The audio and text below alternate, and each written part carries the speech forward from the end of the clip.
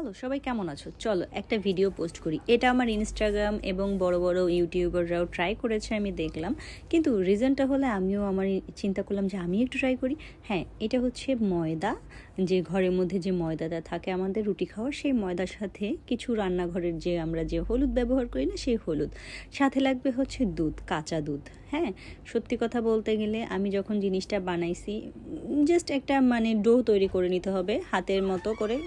তারপর মোটামুটি একটা ডো তৈরি করে নিতে হবে। আর এই ভিডিওটা আমি অনেক দেখতেছি, কারণ আমি রিসেন্টলি ইনস্টাগ্রামে এই ভিডিও ছাড়া কিছুই নেই, হ্যাক হ্যাক হ্যাক। আর ভাবলাম যে আমিও হ্যাকটা ট্রাই করি, ছুটির দিন আছে।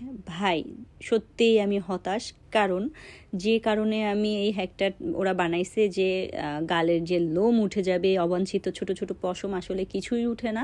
শুধু হয় কি, স্কিনটা অনেক ব্রাইট হয় এবং গালের যে এমনি ময়লা আছে না শীতকালে, সেই মরা চামড়াগুলো উঠে যায়। বাট বিশ্বাস করো, একটাও পশম ওঠে না। আমি যতবার ডলতে থাকি ততবার চিন্তা করতেছি যে হয়তো বা আমার ভ্রু উঠে যাবে। না বিদ্যা, বিশ্বাস করো, একটাও পশম ওঠে না। উঠে কি জানো, গালের যে ময়লা যেগুলো আছে না, সেগুলো। আমি পুরাই হতাশ।